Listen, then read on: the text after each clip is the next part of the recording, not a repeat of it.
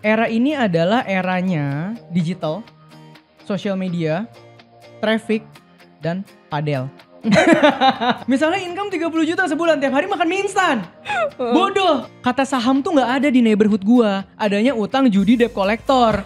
Kemarin kan 2 podcast kamu ya, yang before kan ada hilang 200M sama hilang 20M. Iya. Orang kalau dia bisa hilang 200 sama 20M, itu terserah mau ngapain. Bener lagi, beda ya kalau sama kita ini. Bodoh amat, gue gak peduli. Karena secara realistis nggak ada tuh yang namanya kaya secara instan ya. Nggak ada warisan. Oh iya. Nikah sama anak orang kaya.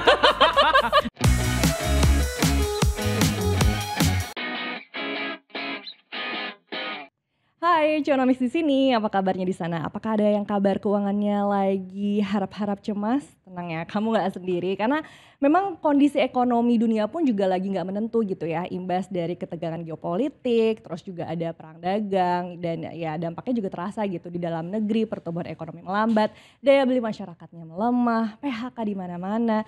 Bahkan ada informasi terbaru dari Menteri Ketenagakerjaan kalau ada 1 juta sarjana pengangguran. Nah loh, gimana nih anak-anak muda bisa hidup sejahtera di tengah kondisi ekonomi saat ini? Mending kita ngobrol-ngobrol aja yuk dengan sosok yang satu ini, pengusaha muda yang sukses dari nol tentunya ya, yaitu ada Theo Derrick. Thank you for coming. Siap, halo. Thank you loh udah diajak-ajak ke sini. Ih, seneng banget. Lagi eksis banget ini. Oh iya, bisa aja. Tapi nih ngomong-ngomongin tentang ekonomi ya, aku penasaran deh, daya belinya Theo tuh kayak gimana sih sekarang? Daya beli apa nih? Soalnya orang-orang lagi mengeluhkan daya belinya yang lemah loh. Oke. Theo gimana ya kira-kira ya? Oke. Ini kita ini aku ngomong tidak menggunakan data ya. Ini disclaimer dulu. Ini ngomong dari ngobrol dengan berbagai pelaku. Karena kan punya teman-teman yang supply bahan baku kayak daging, ada yang supply-nya food packaging. Aku juga setahun bikin pameran, 40 pameran tuh di mall. Berarti otomatis kita tahu dunia retail di mall itu kayak gimana kondisinya. Nah, ini sebenarnya ada 2 faktor. Kebanyakan ketika ngobrol setelah Juni ini memang cukup declining tajam. Ya, declining tajam itu dalam artian rata-rata kalau ngobrol sama teman-teman pengusaha turunnya itu 20-30%. Termasuk juga kita melihat juga aku bikin di banyak mall, ada mall-mall yang enggak terpengaruh, tapi ada beberapa mall juga yang sangat terasa daya belinya turun. Tapi aku harus ngomong ini ada faktor kedua. Apa tuh? Kenapa? Karena kalau kita mengeluhkan penurunannya di semester 2 early, ini susah. Karena baru aja lebaran dan libur anak sekolah. Gitu. Jadi pengeluarannya banyak ke arah sana sebenarnya. Jadi kalau kita mau ngomong declining, tiap tahun di season ini pasti declining. Tapi ditambah dengan ya mungkin kalau kita ngomong di sektor satunya lagi, segitu banyaknya UMKM yang terkena dampak platform, transisi, regulasi. Ini lagi migrasi dari platform A ke platform B aja. Berapa banyak orang yang dagangnya terimpact dengan fee-nya, dengan administratifnya yang cukup sulit dengar-dengar ya transisinya. Jadi ya memang kita lagi di dalam transisi, yang namanya transisi udah pasti fluktuatif. Oke. Kalau Theo sendiri? Aku sendiri jadi gini ya, kita ngomongin terms era. Era ini adalah eranya digital, social media, traffic, dan padel. Ya, fun fact ya, ya lagi fact ya. ini Iya juga loh. kan, lagi terpadel-padel ya. Iya, kenapa aku bilang era ini? Karena berarti di dalam orang-orang yang punya pekerjaan beririsan dengan 4 komponen tadi, kita gak bakal bilang dia turun. Personal brandku dari ngomongin brand placement, podcast, undangan speaker, maksudnya Theo Derrick menghasilkan as influencer lagi all time high. Theo Derrick punya creative agency lagi all time high. Memang kalau yang pameran ada yang naik, ada juga yang penurunan. Tapi balik lagi aku bilang, ketika irisan dengan era ini, momentumnya tetap ada. Sekarang banyak sekali orang ngeri-klub padel. Itu kan menghasilkan uang. Kita lihat lapangan padel penuh dari pagi sampai malam. Misalnya kita ya, sorry to say nih, aduh lagi ini ya gaji di-cut. Udah Sabtu Minggu ngeri-klub deh nge-host. Side income. Sekarang coaching padel. Coach pedal yang sehari bisa ngajar 8-10 jam. Kalau dengan kelas dia udah intermediate, rate-nya itu sampai sebulan bisa 70-110 juta loh. Jadi kalau kita mau ngomong turun, yes. Tapi kita harus ingat terms era ini ada juga loh rezeki yang berputar di 4 irisan tadi. Jadi memang ada penurunan di satu sisi, tapi tidak menutup di sisi lain. Betul, begitu ya. Kenapa aku ngomong era ini? Teman-teman yang nonton ini harus aware. Harus sadar dan harus mau tahu. tentang 4 hal tadi gitu loh, karena duitnya berputar di sini. Oke, jadi kalau misalnya ada yang mungkin mengeluhkan, "Duh, susah nih dapat kerjaan sekarang, income susah naik," gitu kan. Ya mungkin ini karena, Iya kondisi dunia atau iya mungkin pemerintah iya. atau menurut Itu kan Theo kita nggak bisa sendiri gimana? ubah. Itu kan kita nggak bisa ubah. Namanya setiap pergantian dekade kepemimpinan pasti regulasi transisi. Dan transisi besar-besaran terjadi di negara pemimpin dunia. US, China, Indo, semua kan ini lagi transisi kan. Udah pasti ada orang-orang yang diuntungkan dengan regulasi itu, ada yang tidak diuntungkan. Itu kita nggak bisa ubah. Jadi kalau kita fokus ke situ dan kita berdoa pasrah ya sudah selesai di situ. Tapi makanya aku bilang pengharapannya adalah di era ini kita harus masuk ke 4 komponen tadi. Contoh, aku punya karyawan di Byte Project, tempat pameranku. Ini ada satu karyawanku gitu ya, umur 23. Katakanlah ini permisalan, ini bukan gaji dia real ya, ini permisalan angka. Katakanlah misalnya aku gaji dia 7 juta. Dia punya side hustle yang membuat dia bisa saving sebulan 10 juta loh. Hmm. Gimana caranya? Sebentar dia bisa jadi talent shoot brand. Sebentar dia ada freelance bikin konten. Dia ada full time di tempatku. Kebayang ya? Jadi 4 komponen tadi ini mau gak mau kita harus terjun. Kok tapi kan gak ngerti nih sosial media, gak ngerti gitu ya. Emang ada kuliah bikin konten? Gak ada. Emang ada kuliah jadi talent brand? Gak ada. Emang ada kuliah jadi editor CapCut misalnya untuk konten kreator yang baru mulai? Gak ada. Mereka semua tuh jump in. Nah problemnya adalah ketika jump in, opportunity-nya tuh di sini banyak. Ini yang harus kita tarik. Emang orang-orang yang bikin host reclub di pedal sekarang yang bisa sekali nge-host dapat 400-500 ribu, emang mereka ada kuliahnya host pedal? Nggak ada. Berarti ada opportunity di tempat lain 4 kan? hal tadi. 4 hal Sampai tadi. AI pun sekarang ada agency yang hiringnya Google VO3 editor khusus. Artinya apa? AI ini digadang-gadangkan sebagai replacement. No. AI ini adalah sebuah opportunity baru untuk kita yang ngerti operate AI. Bahkan sekarang ada job desk spesifik baru. Yang mungkin bentar lagi kita akan lihat bukan konten media spesialis lagi, tapi apa? Prompt spesialis. Oh, yang akhirnya mengisi dan menulis itu ya? Betul. Jadi Oke. problemnya dunia tuh selalu berubah.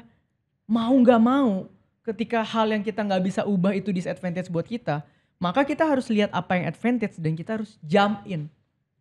Nah, dengan situasi kayak gitu berarti apakah masih memungkinkan gak sih buat anak-anak muda saat ini bisa mencapai kesejahteraan yang diinginkan gitu secara realistis tentunya, apalagi mungkin buat mereka yang gak punya privilege, itu masih memungkinkan gak sih? Justru anak muda zaman ini atau generasi Gen Z lah ya, karyawanku kan banyak umur 22, 23, 24 ya. Itu adalah era dimana side hustle-nya jauh lebih besar daripada angkatan kita. Gitu ya, justru mereka kita udah mulai masuk milenial lebih banyak milenial. Iya, karena mereka sangat adapt sama informasi, teknologi. Orang-orang seperti tadi tuh karyawanku, yang side hustle-nya, income-nya itu bisa lebih gede daripada full time job yang aku gaji mereka. Itu ada beberapa. Dan itu semuanya di usia itu. Kenapa? Karena mereka sangat adapt sama hal-hal itu. Justru yang susah, usia kita untuk adapt sama hal itu. Ya, terus untuk beradaptasinya tuh gimana sih? Untuk beradaptasi itu sama ya semua hal. Kita tidak boleh blocking dulu. Di usia kita tuh yang sering terjadi apa? Ada hal baru nih. Refleks pertama apa sih? Wih, inovasi. Bukan. Refleks pertama kita ketika lihat hal baru pasti, itu mah cuma sebentar. Itu apa? Negatif dulu, blocking. Ketika udah blocking, orang-orang yang begitu lihat hal baru langsung peluk, ya mereka dapat opportunity-nya. Maka yang harus kita lakukan adalah ketika ada hal baru, jangan di blocking. Ayo pelajarin yuk. Setelah pelajarin kita lihat sekitar kita ada yang bisa silang gak ya sama ini. Misal, kamu nih Rizka, kok aku sekarang udah belajar bikin konten loh kok. Ini contohnya aku bisa bikin konten gini. Aku ada creative agency. Aku klien puluhan. Kamu gak freelance? Bisa kamu saling bersinergi ya. Look-nya komersil ya. Kamu gak jadi talent brandku? Kita kenalan sekarang ngobrol bentar, bisa-bisa bulan depan kamu dapat lemparan job dari aku banyak. Berarti kalau misalnya ada yang ngeluh, aduh susah nih cari kerjaan gitu kan. Itu berarti sebenarnya tidak menggrab peluang yang ada aja. Sorry ya. to say, kalau zaman ini banyak side hustle yang lebih tinggi daripada full time job. Banyak. Misalnya jadi freelance content creator sebuah brand. Brandnya brand yang oke misalnya ya. Oke, kamu jadi freelance. Oke, satu brand aku bayar misalnya berapa? 2,5 juta deh. 3 brand 7,5. UMR berapa? Masih di bawah 4,5, under 5. 5 ya. Berarti dengan 2-3 brand, ketika kamu ketemu apa? Ketemu kolamnya yang bisa ngelemparin kamu brand. Dan kamu mulai belajar membuat konten dan upload portfolionya. Ketemu, jadi kerjaan. Berarti kalau misalnya di ekonomi saat ini kestabilan finansial itu nggak bisa dikotakan cuman ya menjadi karyawan atau menjadi pengusaha. Bahkan sekarang itu udah Ya, bisa aku jadi harus ngomong freelancer pun secara juga gamblang, bisa. ini kedengarannya gak enak. Tapi sorry tuh saya gini. Oke, sekarang cari kerja susah. Tapi berarti kamu punya sesuatu yang orang kerja gak punya. Waktu. Artinya apa? Di saat mereka sekarang full time job, kamu punya waktu untuk ngulik, untuk adapt, untuk absorb skill baru, cari opportunity di luar itu. Kok tapi kan gak segampang itu. Emang gak segampang itu, tapi kondisinya memang sudah seperti ini, mau ngapain lagi? Terima. Bergerak. Terus untuk bisa meningkatkan income-nya, oke, kita udah punya banyak side hustle nih misalnya ya, kita udah mencoba menggrab peluang-peluang itu. Gimana nih untuk bisa meningkatkan income yang ada? Kadang kan kalau side hustle gitu pendapatan juga ya suka nggak menentu ya. Oke, zaman sekarang orang tuh mengira side hustle itu kayak one time job. Tapi ingat, kita namanya berelasi atau kerjasama itu selalu human sama human. Artinya apa? Ketika misalnya Rizka, aku lempar kamu 2 kerjaan. Satu talent brand di agensiku, satu bikin freelance content. Tiba-tiba kerjaanmu bagus, ngobrolnya enak. Apakah cuma lihat kerjaan doang? Enggak loh, kita punya koneksi yang terbangun. Yang artinya apa? Next begitu ada brand lagi, top of mind aku lempar siapa? Rizka. Apa kita bisa ngomong, kok kalau gitu kan itu enggak sustain? Enggak, side hustle pun bisa sustain. Gimana cara kamu kelola itu? Ingat, kerjaan itu selalu orang dengan orang. Ketika kamu bisa positioning enak, kamu orangnya negotiable, kamu orangnya bertanggung jawab, attitude-nya enak, gak sombong. Kamu pekerjaannya bertanggung jawab. Kita yang punya pekerjaan lebih pasti lemparin ke kamu dong. Berarti modal yang paling terpenting saat ini tuh buat anak-anak muda adalah memiliki koneksi ya. Iya. Membangun komunikasi Bagaimana dengan siapapun. cara membangun dan mengelola koneksi? Zaman sekarang kita terlalu fokus sama hard skill dan hardware. Rasanya, oh kalau mau ini harus jago ini dong. Oh kalau mau ini harus jago ini dong.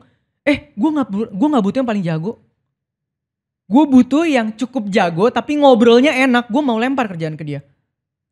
Kalau lu paling jago tapi lu belagu, kenapa gue harus lempar ke lu? Human.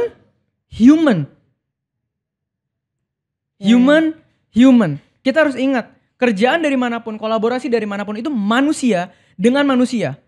Manusia yang punya otoritas memberikan pekerjaan, manusia yang punya otoritas kasih permit, kasih job ke kamu. Ya yang dipegang manusianya dulu. Sama, kita berdoa sama Tuhan. Yang kita cari Tuhannya bukan berkatnya kan. Deket sama Tuhannya berkatnya turun. Deket sama bos kerjaannya turun. Theo juga gitu ketika mau menjalin kerja sama dengan orang. Sekarang gini. Apakah lihat dari kenyamanannya dulu sekarang untuk gini deh, komunikasi? aku kasih contoh real. Aku as influencer. Kerjaan repetitifku tuh banyak sekali. Kenapa? Aku agency owner. Aku tahu banyak bagaimana menghadapi influencer yang star syndrome. Bagaimana menghadapi influencer yang di layar bagus, di belakang nyebelin. I know. Oh pernah, gitu loh. Pernah nih ya. Dong pasti. Makanya kalau teman-teman dari agensiku tiba-tiba gak dapat lemparan lagi, nah coba introspeksi diri. Ayo loh. Karena aku punya POV itu, aku sebagai influencer ketika brand approach, aku bisa kasih value lebih. Kenapa? Aku entrepreneur, aku ngerti KPI yang mereka mau. Aku bisa brainstorm sama BOD-nya. Dari kerjaannya satu, jadi campaign-nya gede. Bahkan beberapa agensi yang have a good relation sama aku, nanyanya gini, kok aku tahun ini megang 7 brand, kok bisa isi yang mana aja ya? Jadi itulah pengaruhnya kita juga mempunyai attitude yang bagus ya kan. Gak usah gitu lah, kamu undang narsum. Satu narsum misalnya, oh insightful, enak orangnya. Begitu kamu punya program lain, irisan sama dia, kamu kepikirnya siapa? Ajak dia aja nih, enak.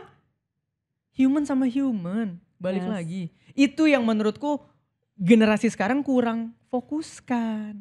Semuanya beradu mana kerjaan paling bagus, mana skor paling tinggi. Mereka lupa yang ngasih kerjaan orang. Yang kasih skor orang juga. Kalau kamu bisa punya nilai 85 dan punya relasi yang bagus, kamu bisa dapat terus. Orang zaman sekarang itu tahu cara cepat dan short, tapi nggak tahu cara sustain. Itu 2 game yang beda. Jadi buat yang mungkin lagi susah nyari kerjaan atau lagi nganggur gitu ya, yang sebenarnya harus dilakukan adalah pergi keluar gitu ya, Iya. bertemu dengan banyak Iya. orang karena kesempatan tuh adanya di situ ya. Buat kalian ya, aku kasih tau buat semuanya. Belajar. 1, menerima diri apa adanya. Supaya kita bisa ngelisting SWOT analysis kita. Kita bisa list, strength gue apa aja ya. Oh, tante gue jago bikin kue nastar, itu strength. Kenapa? Begitu besok kita ketemu komunitas pengusaha, kita tinggal bilang, atau kita kasih tester, nastar tante gue enak banget loh. Next kalau mau beli hampers, strength-nya itu di list, hambatannya di list, baru peluangnya di list. Resources kita ketemu sama peluang yang ada di sekitar kita, itu namanya rejeki. Itulah bentuk rejeki itu bisa kayak gitu. Maka aku gitu selalu kan, bilang, selalu orang uang. itu punya bentuk rejeki yang Tuhan kasih beda-beda. Kenapa? Resourcemu dan aku beda. Opportunitymu dan aku beda. Makanya aku selalu bilang, kalau kamu compare sama sosial media yang cuman satu jalan, bisa-bisa kamu yang full of resources jadi berasa gak punya apa-apa. Karena kamu cuma lihat resourcesnya dia. Oke. Misalnya dia udah mendapatkan peluangnya nih ya, Iya. dia mencoba untuk nge-grab side hustle macam-macam. Sekarang dia harus, anak muda ini harus bisa menstabilkan ekonominya kan. Iya. Dari situ sebenarnya mana sih yang paling penting, menabung terlebih dahulu, berhemat aja, atau berinvestasi gitu ketika kita mempunyai Gini, uang di usia muda selama ini. buat kalian yang tiba-tiba tidak dikasih papa kalian 10-20 miliar, ya, yang tiba-tiba gak dikasih nih, yang harus ngumpulin sendiri, game changer nomor 1 udah pasti earnings power. Itu udah pasti di penghasilannya dulu. Kok, tapi kan investasi, enggak. Orang yang mengubah 3 juta jadi miliaran itu 1 banding berapa? Anggaplah itu 1 juta, ada 2 yang kayak gitu. Berarti 998.998 bangkrut. Bisa gitu ya? Bisa dong. Kan lagi terkenal zero sum tuh katanya. Berarti kan kalau ada yang untung ada yang rugi dong. Kalau yang untung 2 berarti yang rugi berapa banyak? Ya kan gitu ya, maksudku orang bisa gak dapat itu? Bisa, tapi mungkin resourcesnya pun beda. Makanya resourcesmu apa? Yang pertama earnings power. Mau tiba-tiba, kok tapi kan gue Senin sampai Jumat accountant. Di kantor keren di Big Four, ketik. Masa Sabtu gue coaching pedal? Ya gak apa-apa. Yang namanya lu Sabtu Minggu bisa ngasilin 2-3 juta ya bagus dong. Iya. Iya kan? Earnings power tambah terus. Apapun gak usah pakai gengsi selama masih resource ketemu opportunity. Oke. Udah nih earning power naik. Ini baru mengelola keuangan. Banyak orang punya kesempatan income-nya tinggi. Tapi banyak orang income-nya tinggi, hidupnya gak berubah. Maksudnya gaya hidupnya atau gimana? Hidupnya tidak bisa berubah. Kenapa? Rasanya dia waktu income 5 juta begitu aja. Income 50 juta tuh kayak miskin-miskin aja. Sama aja dia. Gak berubah kekayaannya. Kenapa? Karena jarak antara income dia sama gaya hidup dia tipis. Sedangkan kalau orang membangun kekayaan, kekuatan paling besar itu adalah di jarak antara earning powers yang makin tinggi dan gaya hidup yang naiknya pelan-pelan. Jarak ini yang akan jadi modal investasi. Kalian tuh harus ngerti, apalagi kalau kalian bilang, kok gue perintis. Nih ya, kayak gue nih, beli rumah sendiri, mobil sendiri, nikah sendiri, semua sendiri. Oke. Ada satu lagi orang, misalnya puji Tuhan cukup beruntung ya. Kuliah gak sendiri, dibayarin. Nikah dibayarin. Rumah dibeliin. Starting point gue sama dia aja, itu minimal bedanya 3,5 miliar. Ya. Terus besok kita main sosial media. Dia bilang, wih gue punya 3,5 M nganggur. Kenapa Theo Derek cuma punya 300 juta? Gue ngejar dia aja mesti 3,5 M dulu. Gue kuliah masih patungan sama nyokap, dia kuliah udah dapat uang jajan gratis. Iya. Nikah tuh mahal loh. Ibaratnya nikah dibayarin orang tua sama nikah bayar sendiri aja selisihnya berapa ratus juta. Gitu loh. Sedangkan yang ini kan harus ngerti nih. earning power saya tambah terus, kelola uangannya, jaga-jaga lifestyle. Bukan berarti kayak, oh kalau dapat income gede kita harus hemat sekali. Enggak juga dong, kan hidup harus disyukuri ya. Kita pakai yang bijak aja gitu loh, bisa mikir gitu loh. Misalnya income 30 juta sebulan, tiap hari makan mie instan. Bodoh, kenapa? Kita sudah di level yang bisa mikirin kesehatan. Ya. Orang yang paling gak punya duit itu gak punya pilihan. Orang makin punya duit itu bisa bikin hidupnya sebagai manusia berkembang. Bisa mikir kesehatan, bisa mikir relasi, bisa mulai kerjaan Sabtu Minggu ntar dulu dia pergi sama orang tua. Itu enaknya punya duit, punya pilihan. Oke, jadi maksudnya ketika memang income kita bertambah, ya sebenarnya gaya hidup pun Nambah boleh pelan-pelan gitu. Seiring dengan aset, jangan cash flow. Kayak gimana tuh maksudnya? Misal, sekarang penghasilan 10 juta per bulan. Ini pakai angka biar gampang ya, ntar ada yang komen lagi, Koko contohnya 10 juta. Ini angka biar bulat nih. Iya. Kayak kalau kita sekolah juga kan matematika gak mungkin. 3,275 ditambahkan. Susah ya. Ribet. Ya, ribet. Ya, ini contoh aja 10 biar gampang. Oke. Ya, kita punya penghasilan 10 juta gitu ya. Kemudian tiba-tiba kita naik gajinya. Katakanlah naik 2 kali lipat. Jadi 20. Oh kalau tadinya 10 juta aku bisa nabung 5. Kalau 20 harusnya bisa nabung berapa gitu kan ya. Nah orang kan langsung mikirnya kayak, oh sekarang penghasilan udah 20 nih.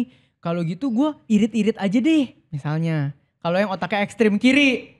Kalau yang ekstrim kanan, dari 20 mah ketabung 5 udah bagus. Kan spektrum ya. Nah tapi yang paling bijak adalah pakai target capital. Kayak gimana Misal, tuh? gajian 10, targetku 200 juta pertama. Sekarang uangku berapa? 80. Oh aku masih ada target 120. Begitu masuk 20, kan tadi bisa nabung 5 tambah 10, 15 ya. Ya udah kita bikin 12 deh nabung. Berarti 10 bulan lagi aku akan ketabung 120 ya. Tambah tadi punya 200 dong. Nah ketika ininya checklist, mari naikkan sedikit gaya hidupnya. Jadi kita naik gaya hidup memang ketika kapital kita nambah. Jangan cash flow-nya doang yang nambah. Ujung-ujungnya tetap gak punya capital. Ya, jangan tiba-tiba ngambil cicilan ini, cicilan itu gitu ya. Kalau misalnya emang udah ada pas-pasan penghasilannya. Cicilan boleh tapi ya masih dalam kategori mungkin 10%, 20% income udah bagus. Maksimal gitu. Itu jadi sebenarnya pentingnya juga literasi keuangan ya. Betul. Bukan hanya sekedar kita bisa mendapatkan peluang pekerjaan ini dan itu, tapi sebenarnya untuk meningkatkan income lebih ke bagaimana literasi keuangan gitu Theo. Zaman sekarang itu orang selalu bilang nabung gak bisa kaya. Gue setuju. Tapi tidak ada orang yang punya kesempatan tambah kaya tanpa menabung. Capitalnya dari mana? Ketika orang bisa bilang, oke, gue investasi ini kok lagi bagus, lagi turun ya, beli sekarang tahun depan naik. Gue beli 500 juta. 500 juta lu dari mana kalau bukan dari nabung? Oh gue gak nabung kok, papa gue nabung. Gue dibagi 500, itu boleh. Lu bilang nabung gak guna. Tapi kalau lu nyari sendiri, kalau gak nyimpen, dari mana? Tapi kalau waktu itu Theo, ini buat teman-teman yang mungkin gak punya privilege ya, investasi apa sih yang bisa dilakukan juga gitu buat teman-teman? Kalau yang gak punya privilege tadi, capitalnya dulu. Jadi earning power udah oke, kelola bisa, capital mulai ada nih ya. Mulai 20 juta, 30 gitu, 50 naik terus. Nah ini kita udah baru fase dimana mulai fokus bangun portfolio investasi. Bedakan fokus bangun portfolio sama bangun habit investasi ya. Ntar gue dibilang, kok emang kalau gaji 5 juta gak boleh invest? Boleh, tapi fokus habit, bukan portfolio. Menciptakan habitnya dulu. Tapi ketika ternyata nih tiba-tiba gue menang undian dapat 5 miliar. Nah itu mulai fokus tuh bangun portfolio. Gitu. Nah jadi investasi selalu tahap akhir. Gitu. Karena investasi adalah capital game. Nah mulai dari mana? Gue mulai dari deposito. Udah gue bilang gue tuh anak mangga besar. Kata saham tuh gak ada di neighborhood gue. Adanya utang, judi, debt collector. Aduh serem banget. Jadi kalau lihat tetangga di gedung rumahnya tuh gue biasa. Kalau denger teman mak gue tiba-tiba bilang cuan saham, siapa itu? Iya. Ini kenapa gue bilang orang kalau mau naik kelas itu mindsetnya dulu. Karena environment kita ngaruh. Yang gue ngerti dari awal gue mulai usaha itu cuma deposito. Ya gue mulai dari situ dulu. Resiko rendah ya? Iya, mulai dulu aja gak apa-apa. Ntar ketika kapitalnya naik, resikonya bisa dinaikin. Kalau kita punya kapital 50 juta, resiko tinggi sama rendah mah gak ada beda, hasilnya juga tipis.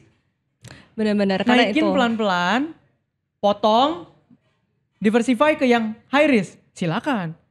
Potong, diversify ke yang high risk. Ketika kita ngomong ini udah gini, kok sekarang gue modal 1 miliar, nganggur, mau invest. BTC bagus gak? Beli aja. Saham bagus gak? Beli aja. Obligasi bagus gak? Beli aja. Kemarin kan 2 podcast kamu ya, yang before kan ada hilang 200M sama hilang 20M. Iya. Orang kalau dia bisa hilang 200 sama 20M, itu terserah mau ngapain. Bener lagi, beda ya kalau sama kita Bodo ini. amat, gue gak peduli. Nih, gue ganti narasinya ya. Anggap hilang 200M ya. Nih, gue punya 200M nih sekarang ceritanya. Terus gue cerita kalau, Riz, gue kemarin lagi nyoba-nyoba investasi ya. Lu tau gak? Gue dapat 8M lo setahun. Gede gak? Gede dong 8M. Anjir lu invest apa 8M? Padahal 200 juta taruh deposito 4%, 8M. Yang masalah bukan 4%, yang masalah punya 200M nganggur. Itu dari mana boy? 99% masyarakat Indonesia tabungannya di bawah 100 juta. Lu punya 200M nganggur, lu udah berapa ribu? Bener. Itu lu mau taruh dimanapun gak mungkin rugi. Terus kalau kita ngomong, tapi kan, nah coba nih. 4% deposito 800 juta ya. Bagi 12. Berapa? Sekitar 60-70 juta ya. 60 sekian juta. Gue bilang lagi, Riz, gila nih gue lagi trading nih. Wah, valuta bulan ya, gue lagi trading currency bulan nih ya gitu. Ini asal-asal ngomong ya. Sebulan lumayan lah nambah-nambah jajan 60 juta. Asik gak? Asik, padahal gue deposito juga. Iya. Soalnya masalahnya bukan diri, masalahnya 200M-nya itu. Yes. Lu cari second gen yang sekarang tiba-tiba bokapnya turunin warisan 200M aja sedikit. Jadi orang tuh fokus jangan di situ, jangan. Fokus bagaimana punya capitalnya. Itu game changernya. Kalau lu fokus returnnya, seumur hidup ini masyarakat Indonesia 99% akan di bawah 100 juta rekeningnya. Balik lagi pokoknya fokus ke capitalnya itu ya. Gimana kita membangun capital yang kuat itu. Iya, gak usah 200M lu punya 20M lu mau invest apa aja gue terserah. Lu gak akan gue komentarin hidup lu, orang lu cukup. Iya. Emang lu invest 20M nih, tiba-tiba beli obligasi gitu ya. 7% udah dapat berapa? 1,4M bagi 12. Sebulan lu dapat 100 juta nih tidur-tiduran doang. Masa bisa gue bilang gak produktif hidup lu? Padahal gila, gue tidur aja per bulan 100 juta, ngapain lu urusin hidup gue? Jadi ya begitu ada ya orang-orang yang kayak gitu ya sebenarnya. Justru kenapa orang kaya sangat quiet? Karena duit mereka lempar dimanapun jadi duit, mereka gak peduli. Berarti emang ada mindset yang perlu diperbaiki juga nih ya buat orang-orang yang, menurut kamu apa aja sih mindset yang emang yang pertama, ingat perlu game changer dilatih dalam breakthrough ekonomi itu earning power. Earning power. Kenapa? Kita bisa lihat misal, kok selebriti cepet kaya ya? Ya earning powernya gede. 1 kali shoot iklan berapa? 1 kali main film berapa? Gitu. Tapi kok kalau dibandingin sama manajer di Big Four jauh ya? Emang manajer di Big Four sama selebriti yang beda portfolio investmentnya? Enggak. Yang beda penghasilan bulanannya. Itu selebriti taruh deposito sama manajer hedge fund taruh saham bisa lebih gede selebriti taruh deposito. Kenapa? Modalnya lebih gede. Earnings powernya. Tapi kan problemnya adalah earnings powernya setinggi itu, lu kuat nahan enggak gaya hidup lu. Jangan baru penghasilan masuk 100 juta cicil, dar mobil ini, dar rumah upgrade. Tapi gitu gak sih banyak yang akhirnya kaget gitu punya uang Pasti, banyak. Pasti, makanya aku selalu bilang dari dulu bahwa keuangan itu adalah masalah habit dan persiapan. Kalau habitnya kebangun, uang seberapapun kita bisa kelola. Kalau habitnya gak kebangun, uang seberapapun kita kaget. Theo pernah gak ngerasain kaget gitu? Lah. Kaget, pernah kok ngerasain kaget. Tapi karena dari kuliah sudah terbiasa harus merih supaya bisa bayar kuliah, mentalnya kebangun. Aku tuh dari tahun pertama bisnis aja dapat dividen 200 juta. Itu pakainya tuh ya 10% per puluhan sisa 180 ya. Kasih mama 5 juta sisa 175 ya. Aku pakai 3 juta beli sepatu. Adidas NMD aku masih inget tuh. 2016. Sisa berapa? 172. 172 mana? Deposito. Kenapa? Karena gue tahu gue harus kayak gini dulu. Supaya 5 tahun berikutnya gue beli Adidas 3 juta gak berasa. Jadi menunda kesenangan tuh itu mindset yang juga harus ditanamkan ya. Iya, tapi gak usah buat anak orang kaya ya. Iya, kita lagi ngomongin yang bukan tanpa privilege. Ini yang dari nol nih. Iya, maksud gue soalnya banyak yang nonton konten padahal papa mamanya kaya banget, jadi kebawa. Kalau gitu kok gue harus irit-irit. Nggak usah. Lu kalau irit-irit kasihan bapak malu nyari duit nggak ada yang pakai. Berarti sebenarnya enjoy, nikmatin gitu loh maksud gue. jadi maksudnya untuk kalau kalian pun juga punya privilege ya nggak usah malu juga gitu loh maksudnya. Justru manfaatkan gitu beda maksudnya loh Theo. Rosnya.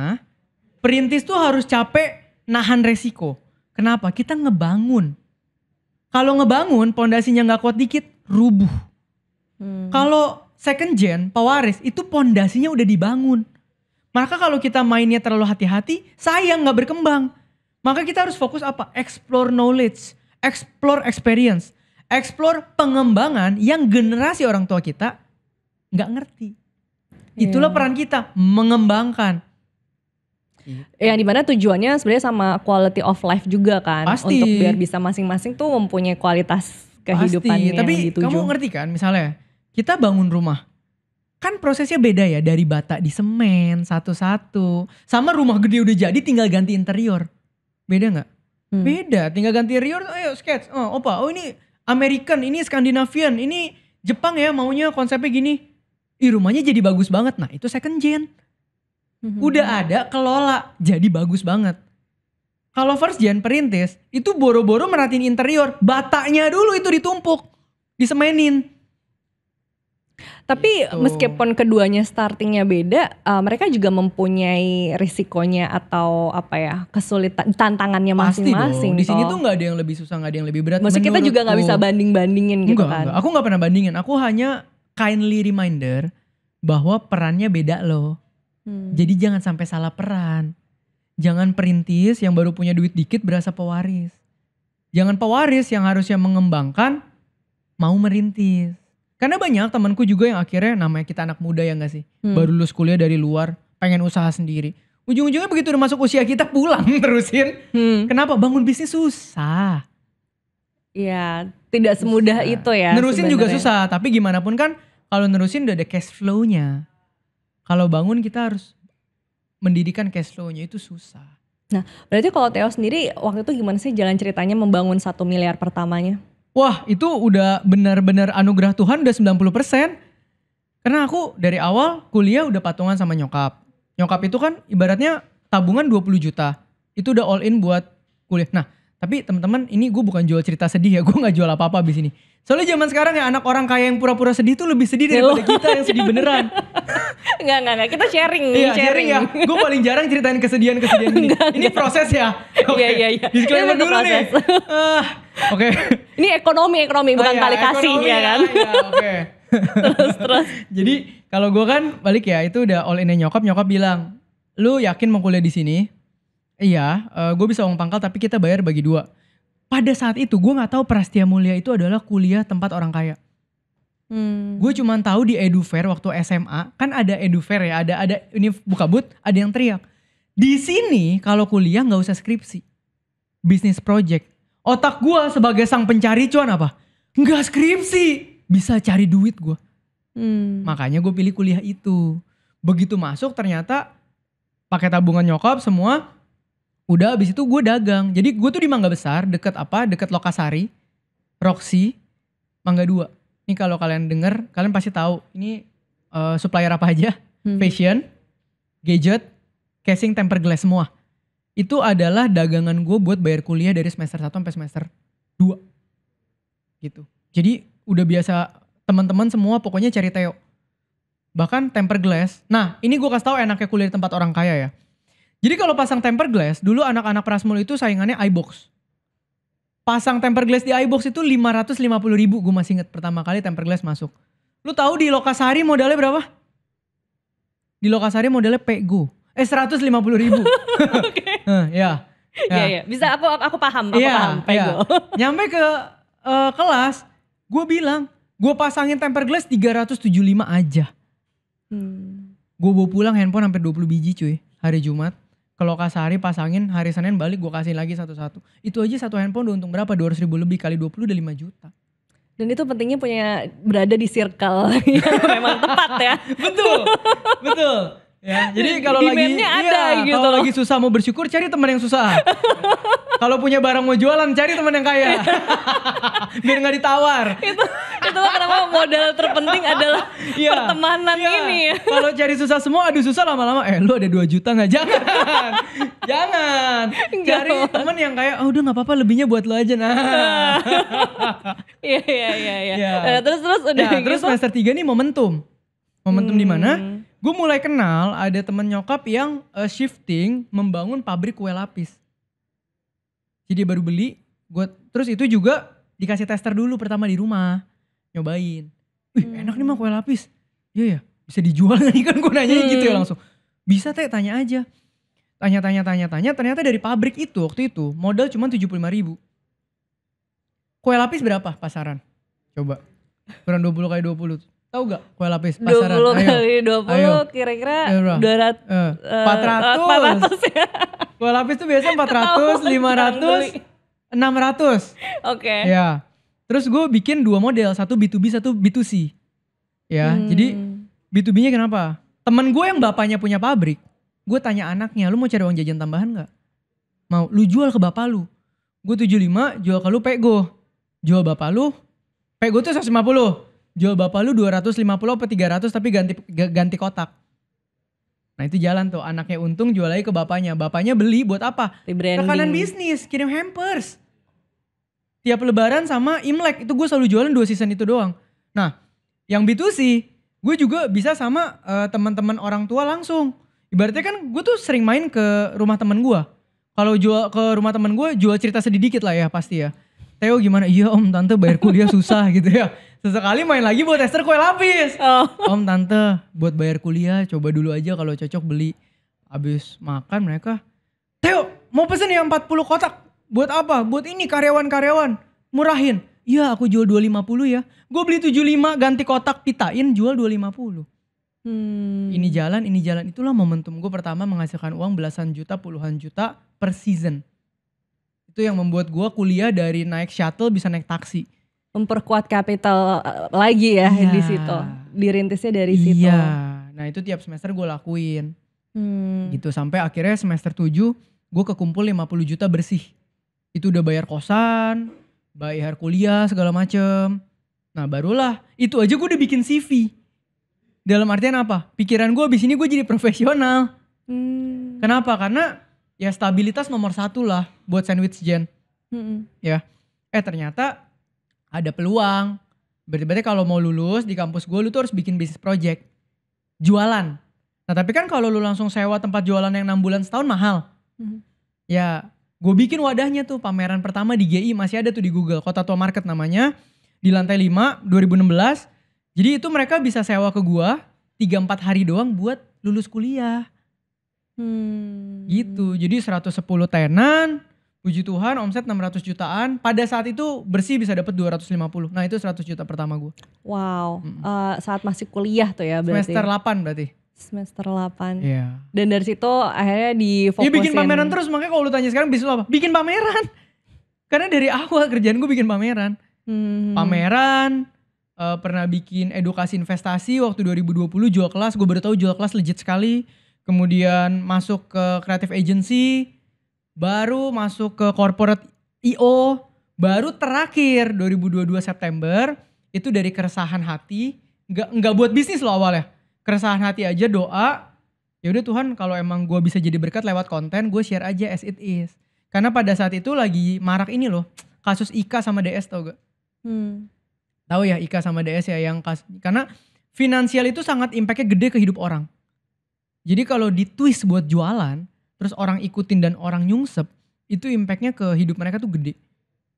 Nah dari situ gue share aja udah as it is. Makanya dibilangnya realistis karena gue emang gak ada agenda. Gue share aja. Baru tiba-tiba dikasih momentum, bikin konten, red cardnya lumayan ya. Kan gue waktu itu bikin agency tapi belum megang KOL. Jadi sambil gue jadi KOL sambil mulai megang KOL. Jadi baru mulai belajar, bikin red card begini. Dulu kalau gue diundang kampus gak dibayar, sekarang diundang dibayar. Ternyata ini bisa nge-boost bisnis. Gitu. Jadi semua prosesnya juga learning by doing juga ya akhirnya ya. Iya. Tapi atas semua momentum dan juga peluang yang didapatkan, menurut kamu Apa sih kuncinya sampai kamu bisa mendapatkan peluang dan momentum itu? Adaptif sama nah ini lucu ya. Orang tuh ngelihat aku ya. Ini gara-gara pakai aku lagi nih. Orang-orang ngelihat aku tuh bilangnya apa? Kotanya tuh orangnya chill, santai. Actually I'm very ambitious person loh. Kalau enggak kamu nggak akan lihat companyku ada 3, ada personal branding, ada Theoderic, ada buku, ada kuliah realistis. Never stop loh. Nah tapi teman-teman harus tahu bahwa ambisi dan rasa syukur itu sebetulnya bisa berjalan paralel. Gimana kamu Manusia tuh menerapkannya? selalu pisahin ambisi dan rasa syukur. Tapi actually itu bisa berjalan paralel. Makanya kamu lihat aku tiap hari happy-happy, main padel, positif-positif aja, rezeki nambah, bisnis nambah, kok bisa? Orang masih kayak, ini kok bisa gini, Kok bisa? pengen deh jadi Iya. kayak Theoderic Karena memang gitu. ambisi dan syukur itu bisa berjalan. Bagaimana? Pertama, aku selalu bilang, prinsip hidupku tuh do the best yang pertama. Bangun pagi, hari ini ada apapun, hari ini terjadi apapun, lakuin yang terbaik, gak pakai komplain, gak pakai compare. Fokus sama apa yang ada hari ini doang. Do the best, perform sebaik-baiknya. Oke? Nah, ketika kita perform sebaik-baiknya, kita tuh akan merasa produktif. Ketika kita produktif, kita akan merasa puas sama diri. Karena kita lihat proses hari ini, bukan lihat hasil. Kalau manusia fokus hasil, dia akan gak pernah puas sama dirinya. Tapi dia lihat proses. Oh hari ini gue udah lakukan yang terbaik ya. Yang kedua, di sela-sela itu, syukuri. Hidup bahagia tuh effort loh. Capek kerja gak komplain, bisa minum kopi yang kita suka. Seger ya.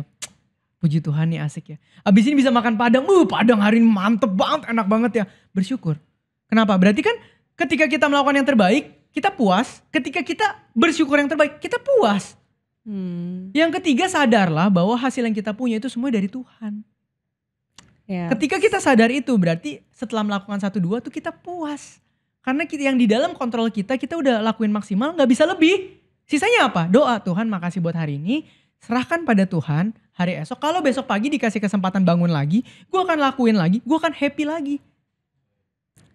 Tapi untuk perjalanan kamu mendapatkan mental seperti ini, sebelumnya juga pernah ngerasain mental block gitu gak sih? Pasti dong. Maksudnya kan kamu bercerita Pasti. bahwa kamu dulu hidupnya susah ya kan? Tinggal di mana di gang gitu. Aku tuh Apakah Virgo. saat itu juga, Virgo? Zodiak ya. Virgo tuh overthinking. Iya lagi, detail gak sih orangnya? Virgo tuh ribet, planning, detail, overthinking, centil.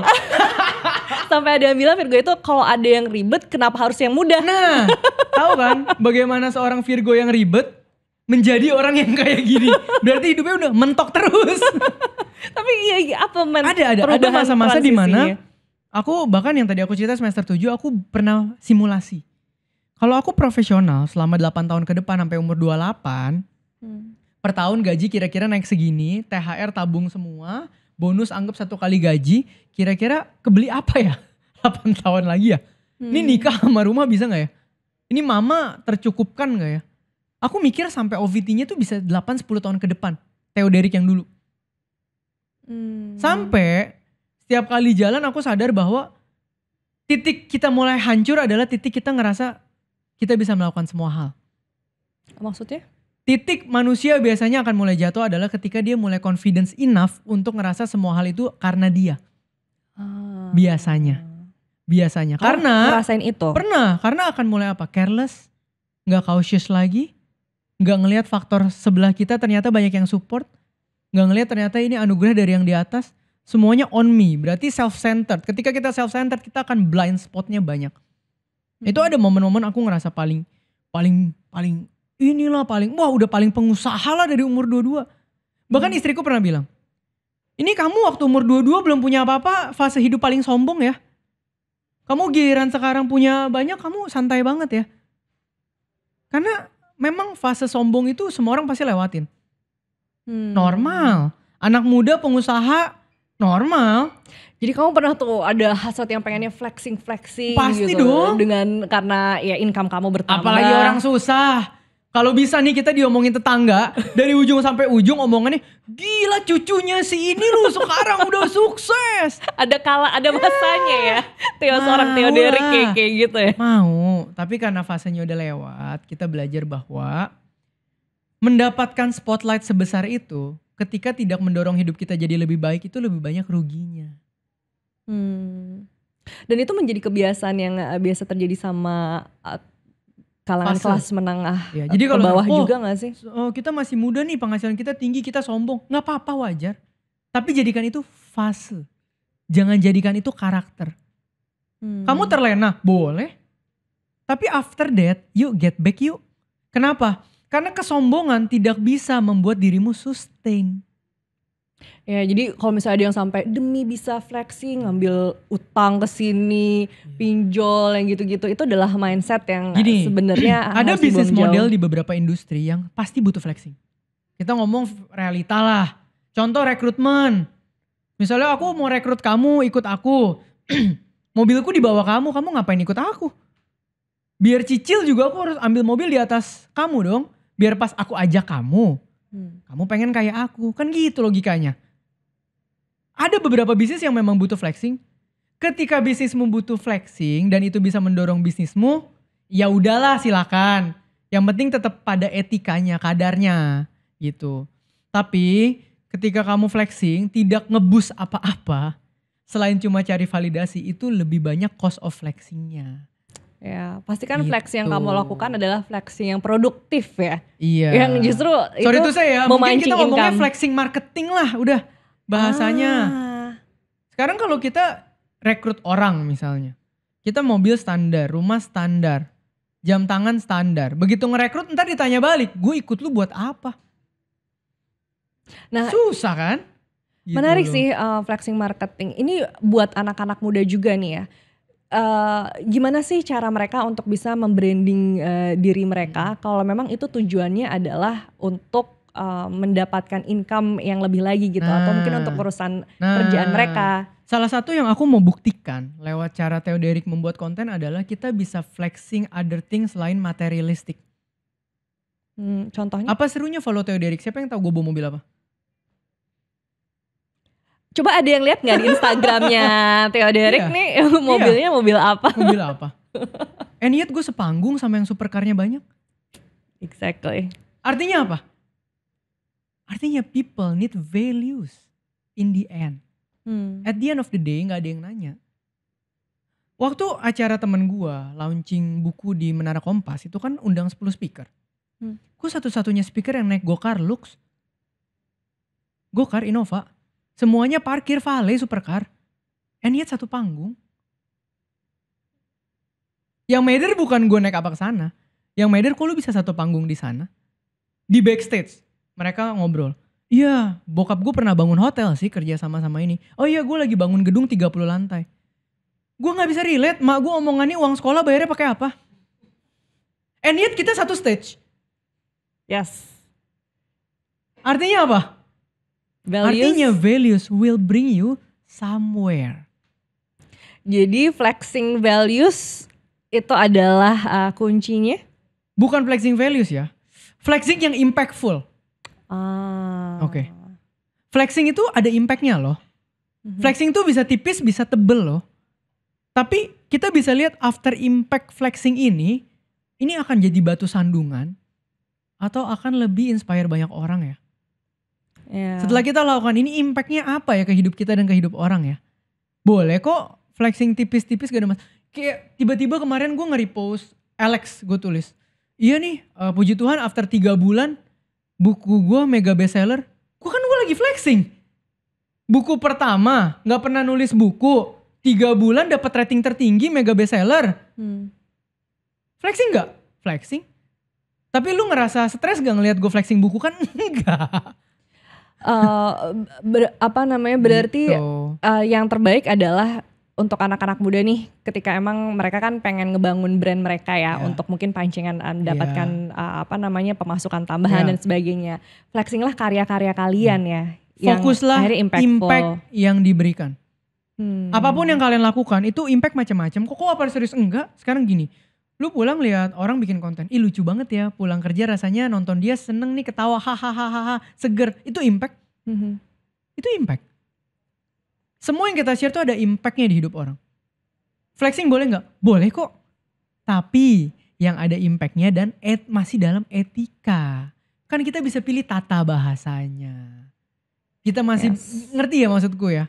tata bahasa kan spektrum, diksinya bisa dipilih gitu loh. Jangan yang kasar-kasar amat lah Tuh. gitu. Dan buat anak muda ini, kalau menurut seorang Theoderik ya, Mm-mm. paling penting itu adalah yang mana sih antara membangun aset, berbisnis, atau personal branding. Untuk dia bisa nanti ke depannya mencapai kesuksesannya Lah ini lah. tiga-tiga harus jalan bareng. Oh tidak, justru jangan pilih salah satu Enggak gitu. dong, justru bisa berjalan bareng. Punya bisnis kayak aku dari awal didukung personal branding, bisnisnya naik. Rezekinya naik. Kalau rezeki naik dikelola, asetnya naik. Kalau sekarang kamu terkenal duluan personal branding, kamu pasti pengen punya bisnis. Kenapa? Namanya kita di spotlight tahan berapa tahun sih? Kamu dengar nama Theoderik ini sustain-sustainnya paling 3-4 tahun lagi kamu dengar namaku eksis. Abis itu aku udah om. Semua ada masanya. Tapi ketika dalam masanya, ketika dalam momentumnya kita leverage maksimal. I see. Ketika kamu personal branding lagi bagus, bangun bisnis, bagus. Berarti kamu bisa utilize trafficmu ke bisnismu. Nah problemnya ketika dua ini berjalan kan earning powers naik. Earning powers naik baliknya ke yang tadi lagi. Bisa kelola nggak? Bisa kelola, aset naik. Ketika nanti kamu mulai turun, asetmu banyak, kamu bisa develop banyak bisnis lainnya lagi. Kan hidup selalu gitu. Kita ngomongin earning powers ya. Mentoknya sampai mana sih seorang Theoderik itu? Mentok apa nih? Kamu akan terus sampai kapan gitu? Akan terus sampai seberapa banyak sih untuk mengumpulkan pundi-pundi? Gue nggak ada target uang ini? angka. Gue nggak ada target angka. Karena angka itu berkat dari yang di atas ya. Bisa tiba-tiba bagus banget yang kita nggak pernah tahu dari mana gitu ya. Tapi gue adalah orang yang nggak betah, nggak growing. Makanya ada buku dari 3 bulan lalu mega bestseller itu kan juga ada royalty income. Sekarang ada kuliah realistis. Yang Sun gak tahu ngasilin berapa per bulan. Berarti Nextnya ada apa lagi? Never stop. Berarti gak pernah ada kata puas dong? Gak akan pernah berhenti growing. Tapi gue sangat puas bahkan dari income gue yang sekarang, bahkan dari 3 tahun yang lalu, bahkan dari 5 tahun yang lalu. Dan dengan penambahan income terus menerus, akhirnya makna... Ketenangan hidup yang nambah. Iya. Misalnya bini gue, capek banget ya, kan bini gue full time di agency gue. Oh, oke. Capek ya. Ya udah minggu depan cuti lu 5 hari Singapura, jalan. Itu yang gue suka dari ketenangan hidup. Waktu yang juga semakin banyak ya. Waktu untuk fleksibel, kualitas uang hidup cukup kamu. mau ngapa-ngapain. Gak ada cicilan. Jadi makna kaya buat kamu ini sekarang gimana dong? Makna kaya buat gue adalah ketika gue bisa, ini personal ya. Ketika gue bisa berimpact sebesar-besarnya dengan talenta yang Tuhan gue berikan dan memuliakan namanya. Kalau nominal uang yang kamu miliki? Aku gak peduli nominal ya. Nanti kalau misalnya balik lagi ke titik nol gimana? Gak mungkin dong, kan bertumbuh terus dan dikelola. Wih. Kecuali kita jadi sombong dan terlena tidak mengelola. Selama kita bertanggung jawab dan terus mengelola, harusnya Tuhan pun lihat lah nih anak berusaha bertanggung jawab gitu. Gitu. Dan apa ya, gaya hidup yang menyenangkan seorang Theoderik tuh dibanding income-ku ya gak besar. Aku very simple. Kayak bahkan aku sekarang kemarin baru beli mobil listrik lah ya. Baru beli mobil listrik yang lumayan oke lah, enak pakainya. Temanku bilang apa? Irit banget lu ganti mobil ini. Wah itu mobil udah 600 juta lebih, dikatain irit. Kamu ngerti gak maksudnya? Ketika aku beli jam tangan nih, jam tangan udah berapa? Irit banget lu beli yang itu. Artinya apa? Artinya hidupku tenang, beli barang mewah aja dikatain irit. Lebih ke situ ya, bener-bener. Buatku itu yang mahal. Artinya apa? Besok aku punya pilihan atas hidupku. Campaign datang gede, tapi nggak sesuai sama values, aku bisa tolak. Aku tolak miliaran loh campaign loh. Jadi itu ya, ketika mempunyai income yang semakin kuat, Pondasi yang semakin kuat. Pondasi yang semakin kuat, pilihan juga kamu mempunyai kebebasan untuk memilih juga kan. Dan pada aku akhirnya tuh bukan tipikal mau jadi entrepreneur paling hebat yang kerja 20 jam sehari, enggak. Aku karyawan cuma 35 aja, udah fleksibel begini. Aku bingung orang yang karyawannya 200 kerja 20 jam. Kayaknya yang di depan enggak ya? Enggak, ini enggak lagi subjek maksudku. Iya. Ada orang-orang yang hebat di sana tapi ini enggak ada yang salah ya. Karena aku tidak pernah di levelnya, aku tuh enggak bisa cope itu. Kenapa? Dengan beli waktu 35 orang aja, I'm very flexible. Tapi banyak loh yang pengen Gitu. jadi kayak Theodorik sukses di usia muda gitu. Dan menurut kamu Mudah sukses enggak itu juga lah. berarti ada deadline-nya Banyak yang gak sih lebih muda. untuk Apa? ada deadline-nya gak sih untuk masing-masing kesuksesan gitu? Ada usia ininya gak sih? Nggak ada. Menurutku setiap orang ada seasonnya. Kalau aku tidak melewati season yang dulu, aku tidak jadi aku yang sekarang. Kalau aku tiba-tiba terkenalnya 8 tahun yang lalu, mungkin cuma naik setahun aku udah tumbang karena sombong. Menurutku Tuhan taruh sesuatu nggak pernah ada yang salah waktunya. Ya kita punya pondasi, dipersiapkan aja sih. Jadi yang bisa dilakukan Iya. sekarang adalah ya kita menyiapkan fondasinya masing-masing. Betul. Titik startnya beda-beda kan. Tadi Iya. ada yang dari nol, Iya. ada yang mungkin ternyata Aku adalah bahkan pernah bilang ya di pewaris, podcast kan? lain gini, kok kalau nggak beli instrumen ini, tiba-tiba instrumen ini kali 100 gimana? Gue nggak peduli. Selama hidup gue cukup, orang di sekitar gue cukup, dan kebutuhan plus kebahagiaan gue terpenuhi. Lu mau untung kali 200, good for you.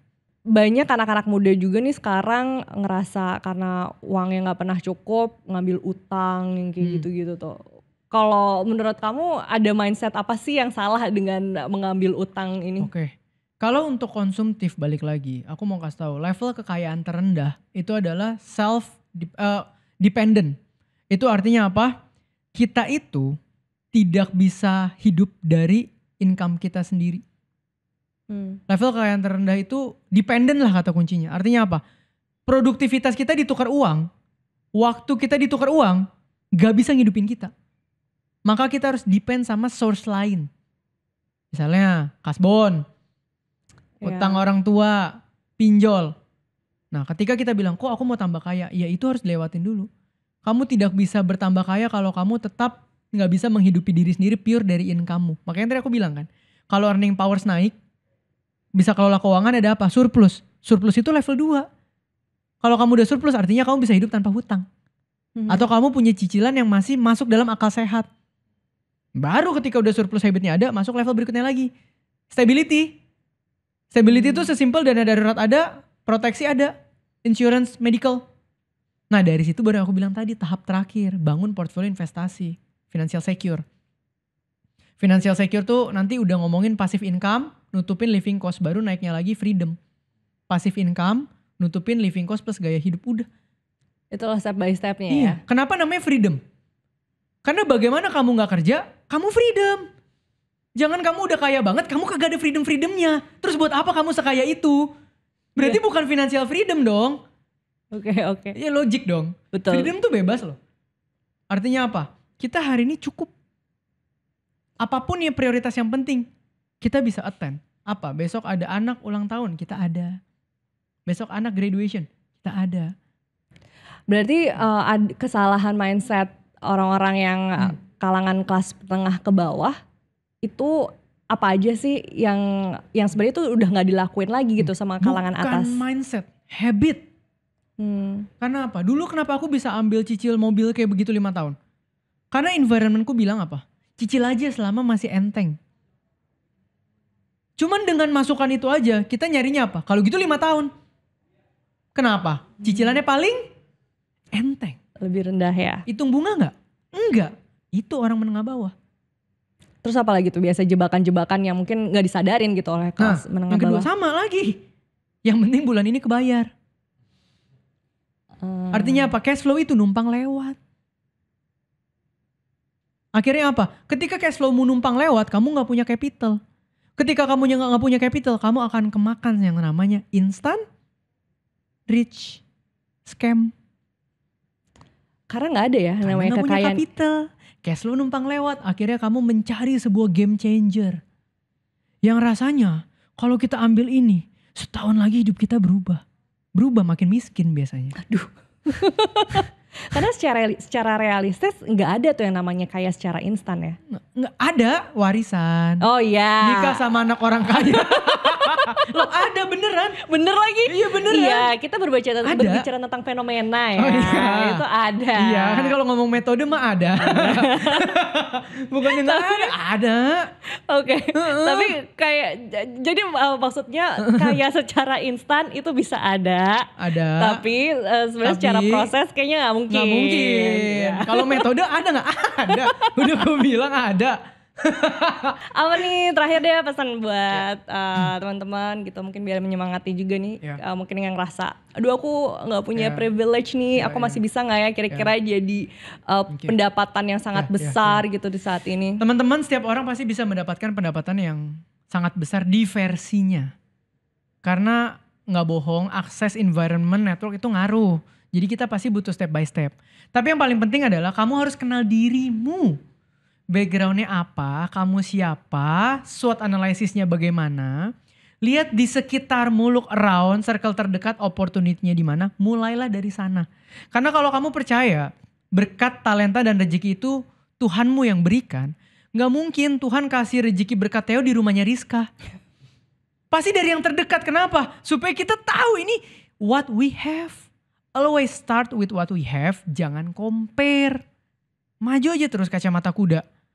Udah, pasti akan ada progresnya. Dan jangan lupa kalau dapat momentum jangan terlena tapi dikelola. Itu aja sih. Oke, terima kasih banyak Theo Dery. Siap. Demikian Cuanomis kali ini dan sampai jumpa.